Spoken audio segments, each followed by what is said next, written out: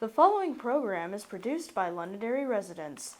The views and opinions expressed are not necessarily the views and opinions of the LACTV staff or its volunteers, and should not be considered an endorsement by CTV20 or its staff and volunteers.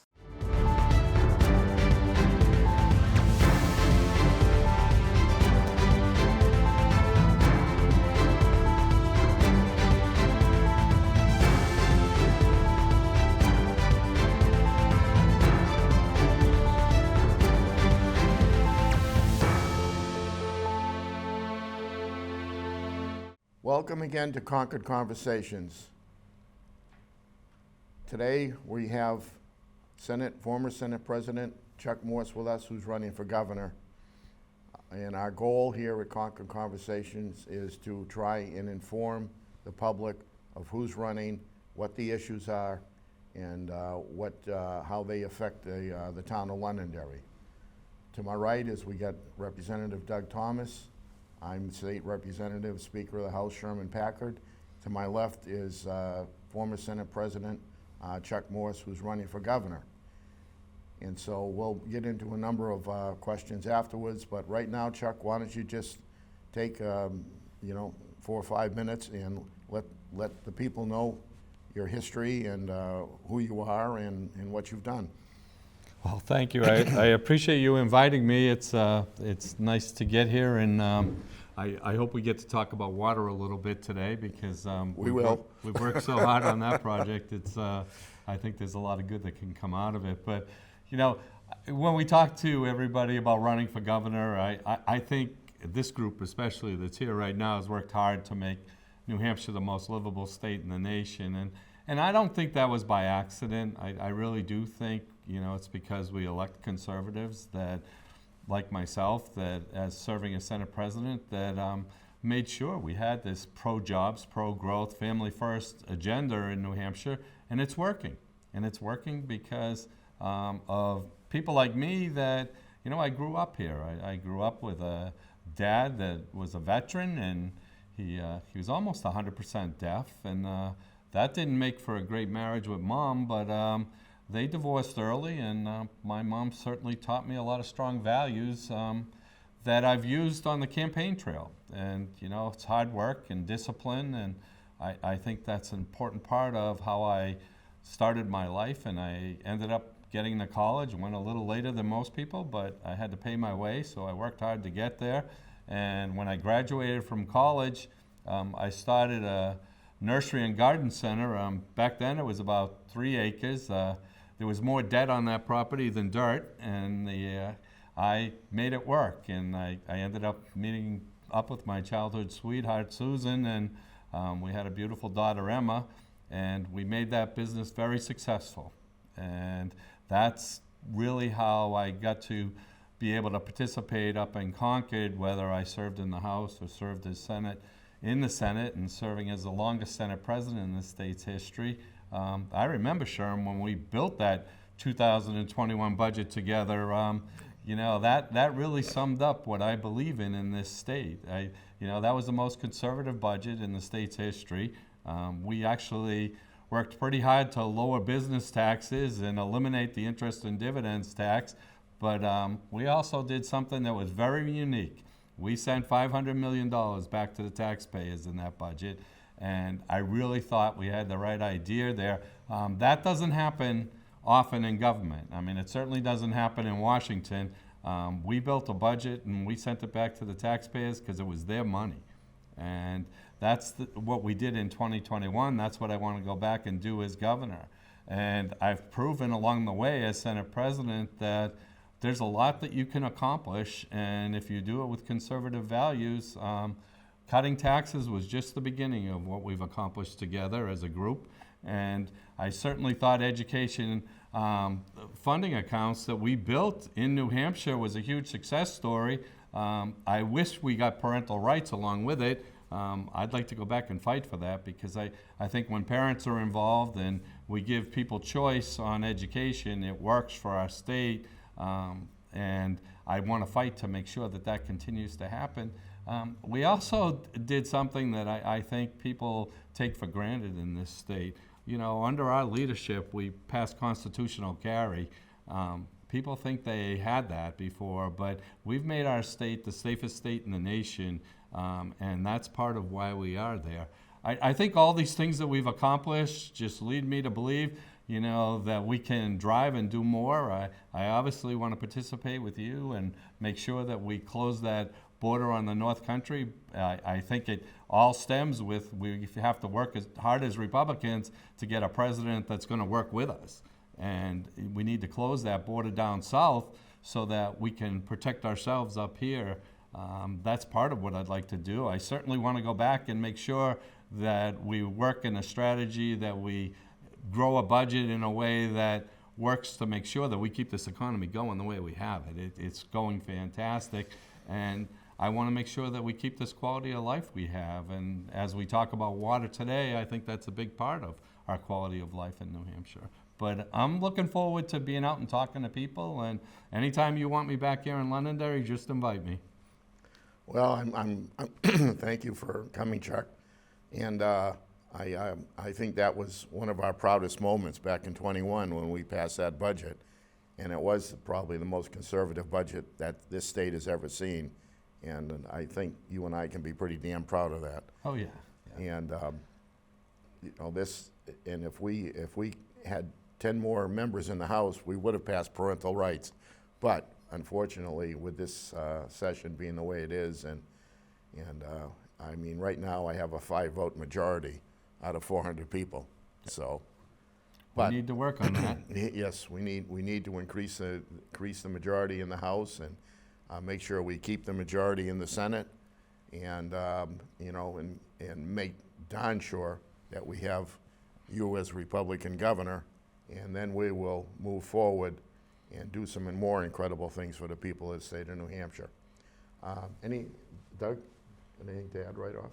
Well, yes, I think we should get right to the major point here this morning, which is the water issue that you worked so hard on. We know that Londonderry is very much affected by the latest PFAS that we've discovered several years ago, as being infected a lot of our wells here. But people are still a little bit uncertain as to how it's going to affect their wells if some public water is put in, how much it's going to cost, and also the danger of, if we don't do something now, what it could cost us later on. Could you kind of work on what you did? Well, that's a big question, but it's why we're here. And I think, the governor back in 2016 made it perfectly clear. I remember when he stood up before the House and the Senate and he said, we're going to tackle this head on. And we did. I mean, we set up a system. We had $280 million back then, and we had $800 million worth of problems. And we set up a system that we basically could start to work with communities, and we went with the theory that the state was going to try to put a third in, and we'd have to figure out the other 2/3 between grants and working with the local communities. That's worked everywhere. And we certainly, along the way, have been talking with Londonderry the whole time period. I think Londonderry proves out why the public's going to want public water systems in the future. I mean, obviously PFOAs are a huge problem here in Londonderry. The state recognizes that. We want to make sure we get that taken care of. I think the federal government may step in and make it an even bigger problem, which might create opportunity. And this is where the state was thinking beyond what all these other little tie-ins that are happening. The state wanted to make sure we brought the sources to each community that needed it. And Londonderry right now, with the project you're working on, that source coming down High Range Road is just an incredible thing for the future of this community. We were happy to work with your town administrator and put together a project that I think is fantastic. And it proves to the rest of the state that you can do these things. But the fact is, you're going to have a source here that matters in the future, and it's going to matter for a lot of reasons. One, you never know when you're going to have the next drought, and you certainly don't know what the next thing is that's going to be contamination. And PFOAs, huge problem here, but it may be something else in the future. And I think the opportunity that it presents to the people in Londonderry is, all right, not everyone's gonna wanna tie in today. People are proud of the fact that they built their home, they have their water system, but you may need us in the future with that public water system, and we're gonna present that. Not only coming down that road, but what we're doing coming down the other side of Londonderry is just as impressive, going into Derry. And we're already pumping water, west from Derry, but who knows when you're gonna need a bigger project coming out of that area for PFOAs or something else. It's a great opportunity. I think the people in Londonderry realize that with a small investment, they can be involved in this project. I think it sends a strong message to Concord that you've stepped up on that, quite honestly, because what you've actually presented to the taxpayers here in Londonderry is what Concord likes to see: participation and wanting to get the job done. And I'm proud of what you've done. I've heard about your meetings with the townspeople here. They can get a little feisty, but remember what it's all about. The fact is, if you have a source for the future, you're protecting this community. I would say that of all things, government is responsible for infrastructure. It's in the Constitution, it's all over the country, and so whatever we can do to make sure that people get the clean water that they deserve. Now, for me, it's not going to affect me. I won't be anywhere near that project, but it tells me that if the community gets involved and people have the ability in the future to hook up if they want to. They don't have to, but if they want to, it makes your value of your property more valuable, and it makes the community a much better place to live in. So it doesn't matter where you live, it helps the whole community. Yeah, I grew up in Salem. Originally we were probably only 40% of the community was hooked up to water. The opportunities happen every day. They've talked to us about a small system that they're going to connect within the community to expand water down there. But it's going to happen.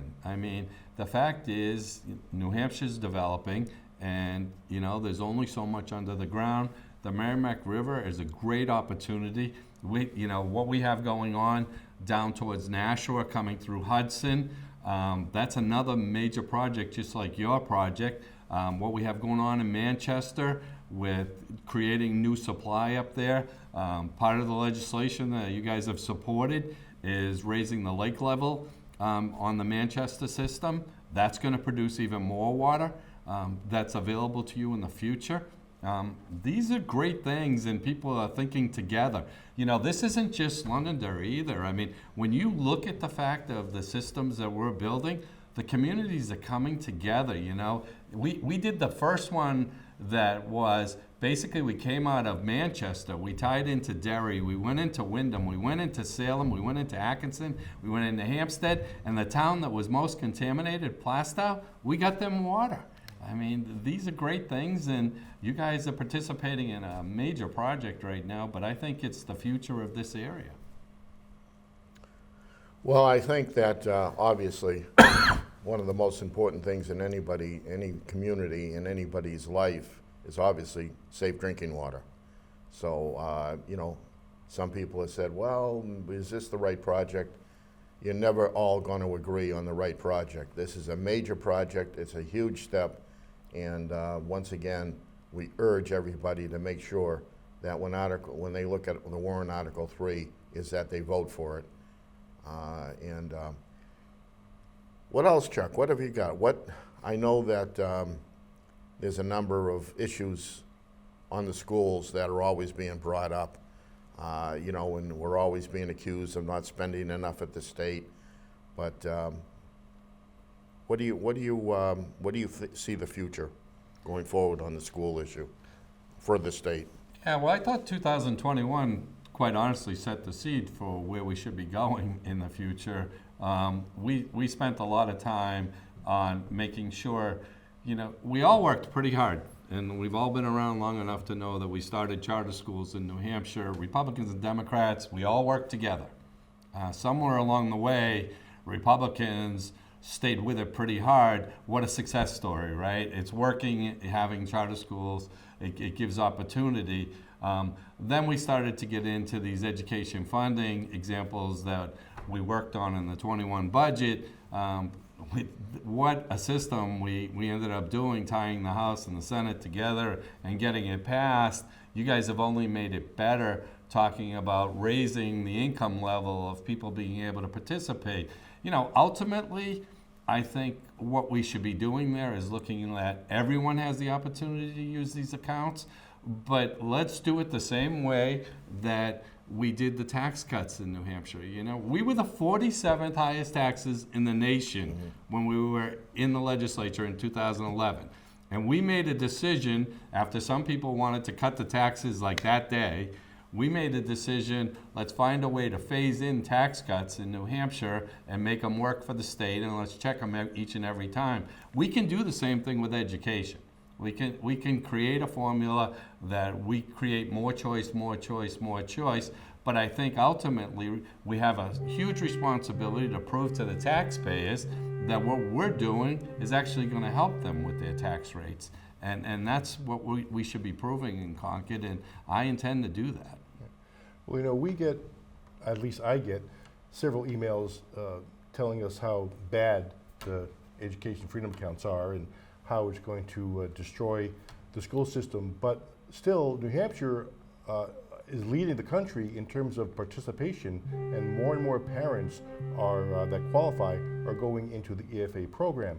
So that tells me that parents know best. They know what works for their kids. What do you see in terms of that affecting either the school system and also why are parents so much involved in taking their kids into EFAs? I mean, why are they even doing that? Because it's working for them.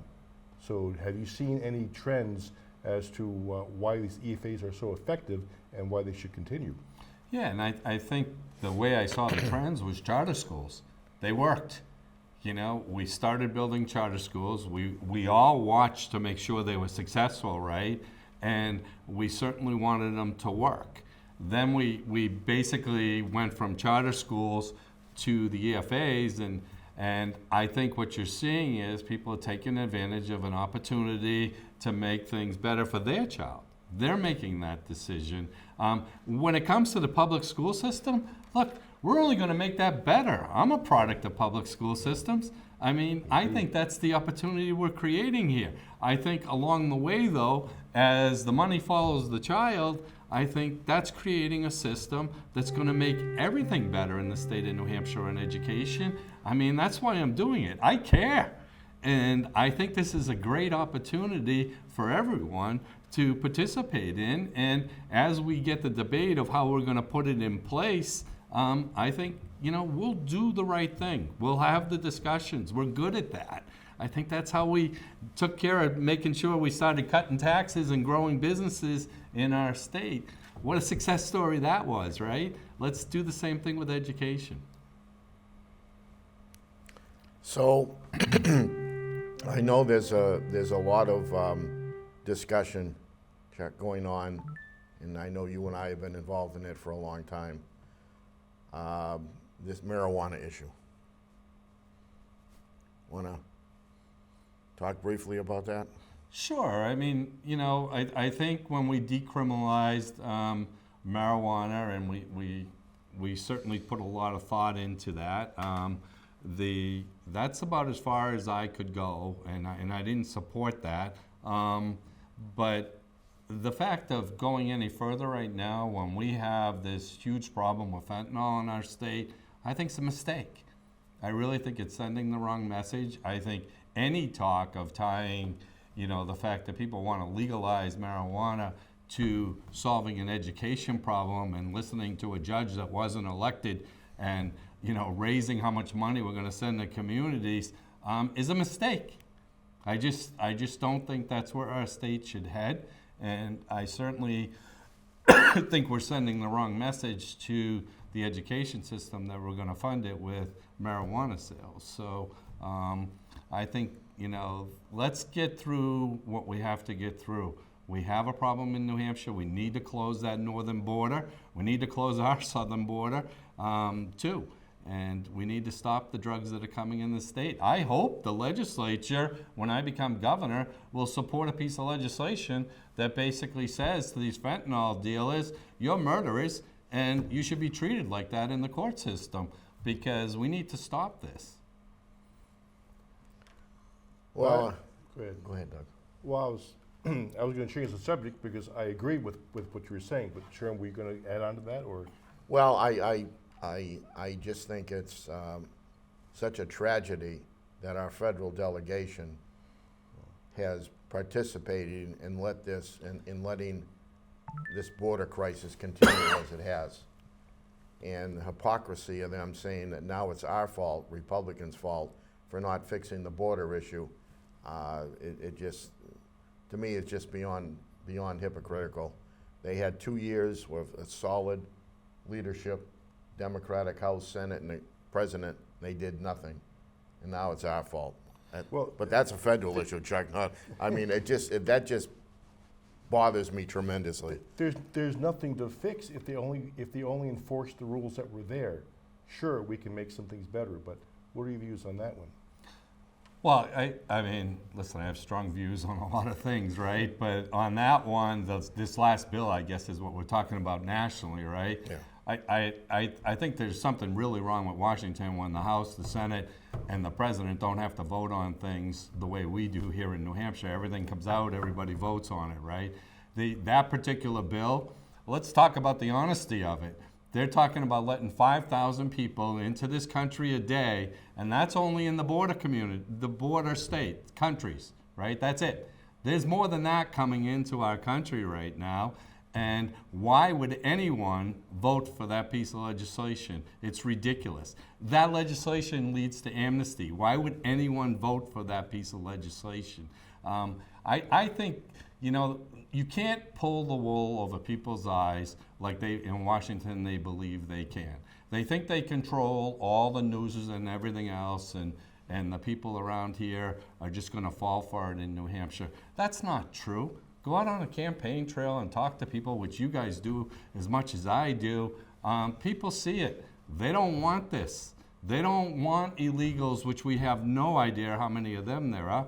They don't want migrants where the people coming over the border are issued something to show back in court at some point in time. We don't know where they are. And New Hampshire certainly hasn't invited them here, but they're here, and we need to stop this. That border closing is so essential to the drug problems we're having here in New Hampshire. It needs to happen immediately. That's why I did what I did in supporting a candidate, for the presidential nomination, because I wanted a proven fact that we were going to close the border, start creating an energy policy that makes us safer and makes prices cheaper, and let's drive the economy again. That's what I'm running on. I've done that in this state. I've proven that I can do it, and I'm certainly running on the same thing that I believe we should be supporting a candidate for president for. Let's shift slightly to another issue in the state, which is energy. But I'd like to talk specifically about an issue that people here may not think it affects Londonderry, but in a way it does. It affects businesses, and that is the issue up in the northern part of the state, in Coos County, with the forest land that has recently been sold and going into what they call carbon credits. It's going to affect the timber industry, and in effect, it affects other. We have companies here in this town that are affected by the timber industry because they manufacture equipment. It affects the whole state. What do you see on how we can attack that issue that's happening now? Because it is private land, but it does affect timber tax. It affects forestry's jobs and so forth. Do you see a role in the governorship on how we can protect our forest industry with these carbonization programs that are happening up north? Absolutely, Doug. And that's why I started already. I supported President Trump because I believe that we need to bring more energy into New Hampshire immediately. The only way we're going to drive down costs in New Hampshire and be able to help that industry is to get more energy here. We need to get a pipeline through New York. That's an important part of what we need to do to bring energy here in the winter to make sure we keep prices down.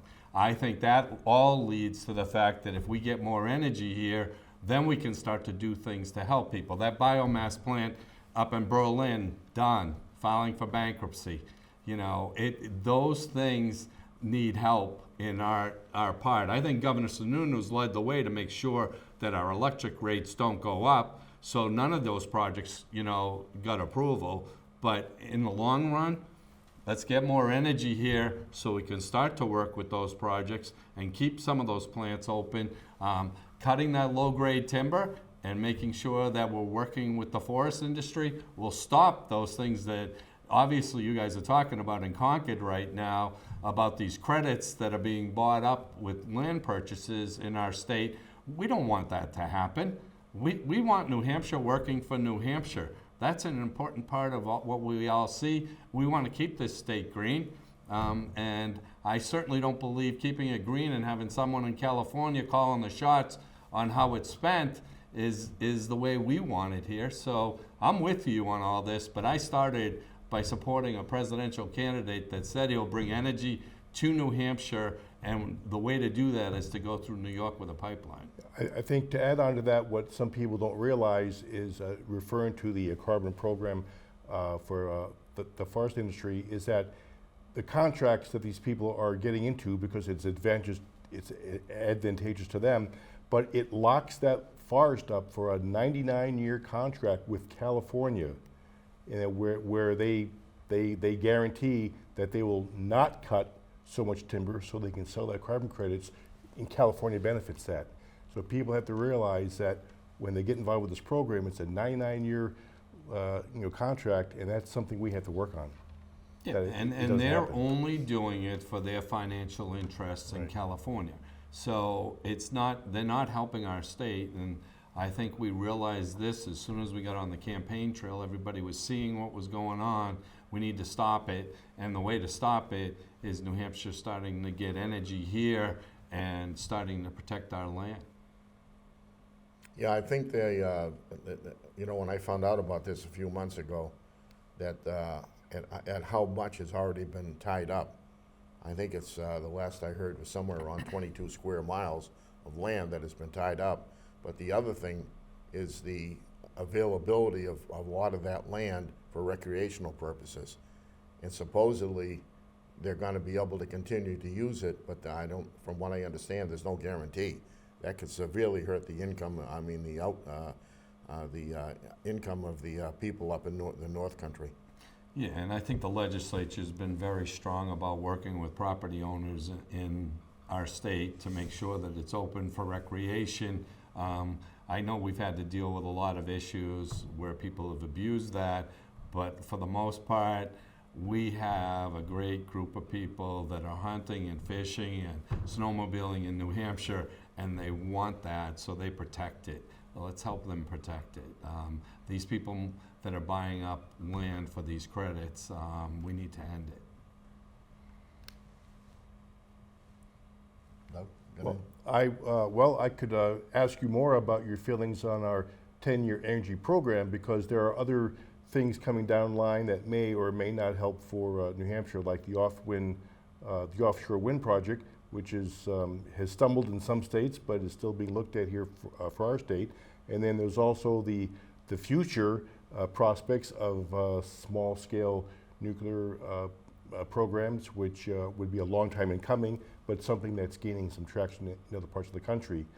How would you look at our 10-year energy plan as you take over office and working with our Department of Energy? Yeah, and I do think things like nuclear are going to become something that's going to be talked about from responsible people that see that we need to create more energy. Totally different nuclear than we have today, but I think those are opportunities within our state that we can control. I think the issue of being off our coast gets a little more complicated as far as I can see, because we're destroying a fishing industry already, and we certainly are not seeing from the federal government that they're supporting us. And I wouldn't do anything to hurt that industry in New Hampshire, right? I think you have to think about this as a whole. Where is the benefit that's going to come out of that, and what's it going to do for our state? I think a gas pipeline coming from New York deserves all of us to participate in it right now to make it happen. That's not going to happen with this federal administration. We need to make sure we get an administration that's going to work to protect New Hampshire on that issue. In the long run, I think we have the greatest legislature going, and the 10-year policy. Governor Sununu's worked hard to protect the ratepayers, and I certainly think we have to stay that way. And you know, the debates within Concord, people say, oh, we have 400 House members and 24 senators. There's a reason. You guys do a great job. I certainly believe our Senate did a great job while I was the leader there. I think those debates should happen within. One other subject, and this was something that, you know, we talked about, and, you know, when we put that budget together, Chuck, and I'm sure you're hearing the same thing we are from business owners, and is the lack of housing to bring people in, and childcare. And we did set up those two special committees, the housing committee and the childcare committee. And we know there's no silver bullet out there. We all realize that. Have you got any ideas? Well, when it comes to housing, and I shared my idea with the governor, and he actually used it as part of this federal program, where we got in $1 billion. We took $100 million of it for housing.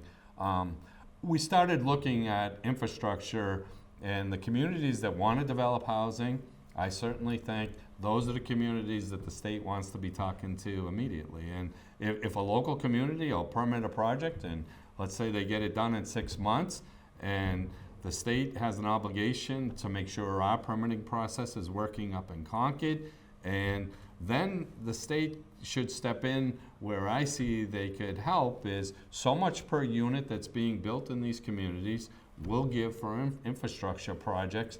You know, Londonderry is a great example of how it would work, right? Because you build a project here and the citizens want it.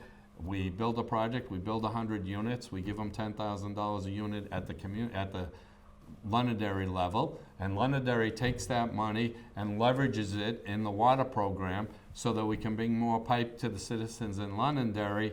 And it's basically your money that you earned in a project because you're bringing a project to this community, and then you go out and find all these matching funds that are out there.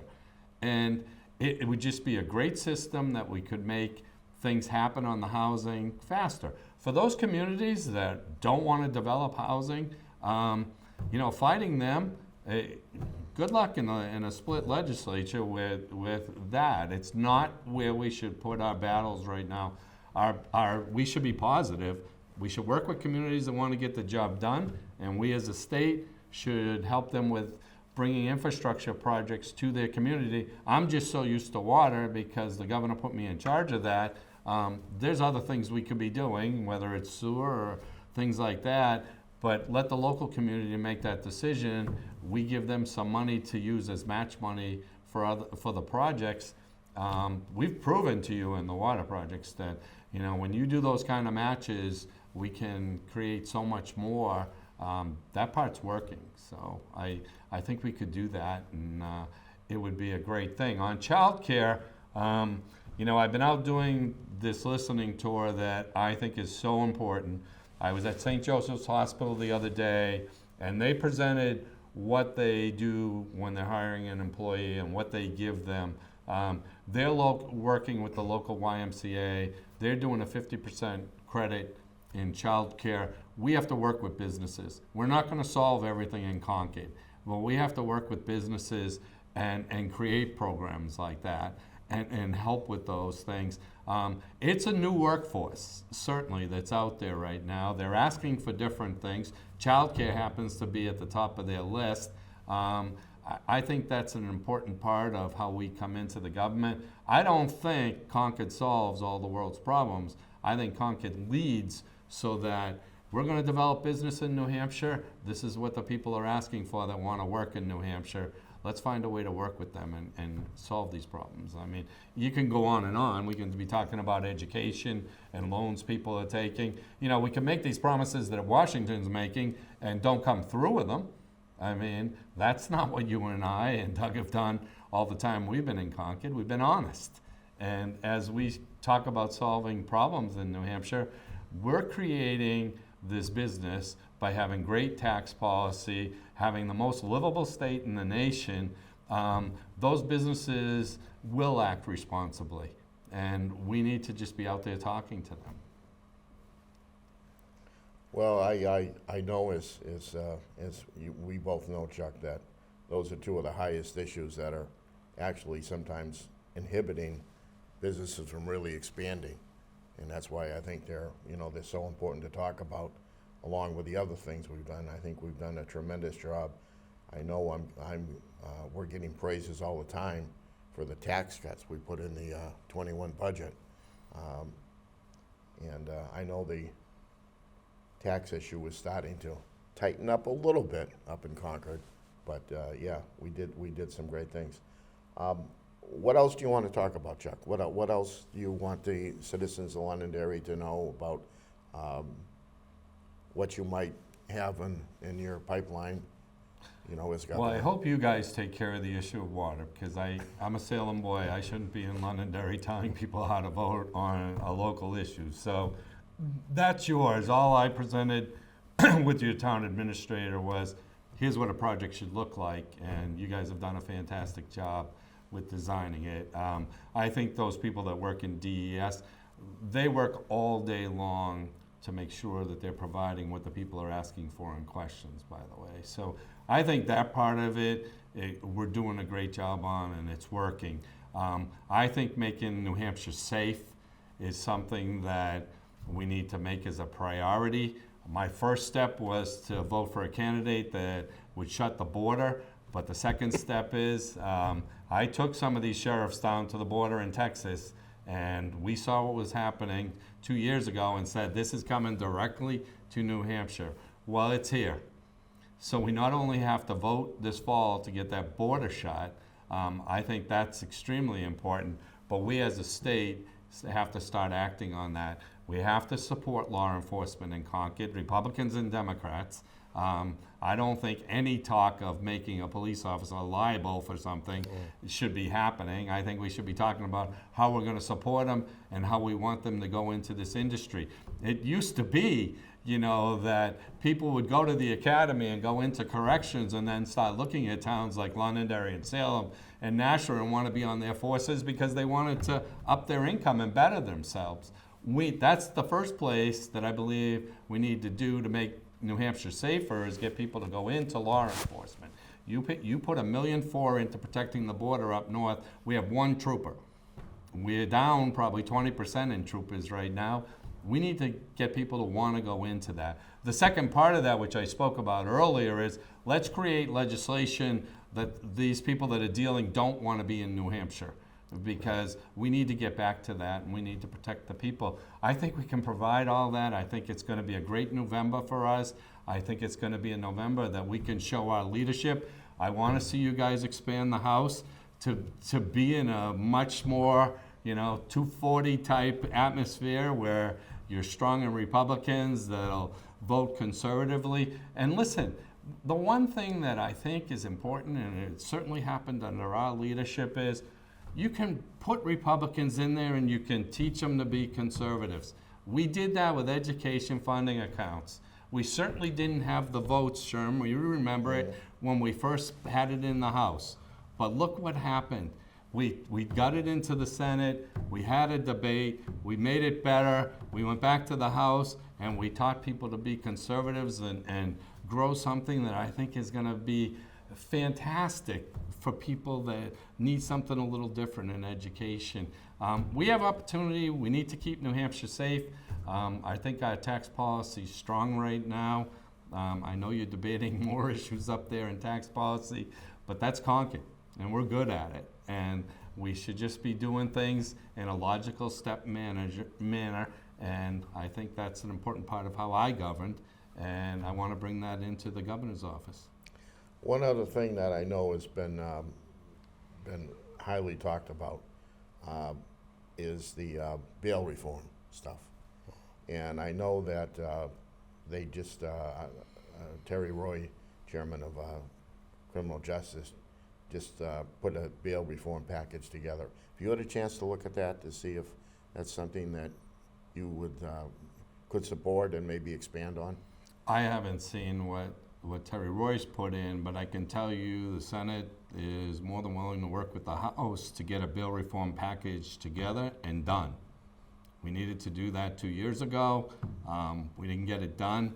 We need to get bail reform finished. And I'm excited to see that people are working hard at it. We need to get the votes on the floor to make sure we pass that. I'm sure Governor Sununu would support bail reform because it needs to be fixed. Yeah, he has indicated that he could support, what we're working on, and I know there's obviously going to be, talks between the House and the Senate on that, but that's another issue that I know a lot of people have talked to us about because of some of the things that have happened, where they come through the door, they're let out, and then they create another, they create more crime in the same week that they were let out. Well, I think a state with 1 million foreign people needs to be strong in their laws and how they're enforced, both from hiring new law enforcement in New Hampshire to making sure that we put laws in place that drug dealers don't want to participate in our state, and bail reform's part of that package, and we need to get it done. I'd like to thank you for coming on our show. It's been a pleasure, and I'm sure we'll see you back again.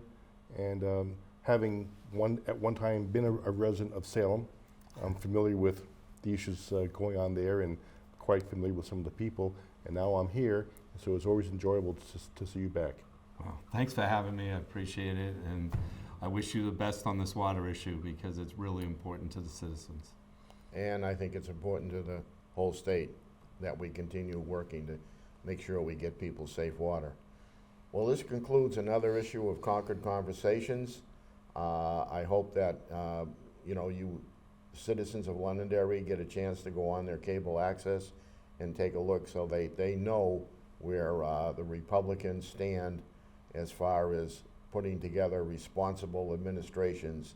And I know Chuck Morse very well, and he would be a tremendous governor. So everybody in Londonderry, please learn the issues, learn where Republicans stand, and I think you'll be much better off in the future than under a Democratic administration that just wants to spend more money without accomplishing anything. With that, I want to thank Chuck for coming on. Thank you very much. Thanks. Thanks, Doug, for co-hosting today. And stay tuned. We'll probably be doing another segment on the water issue prior to the vote in our town elections. So it may help all the citizens of Londonderry make sure they understand the issue and how important it is that we pass warrant Article 3. Thank you.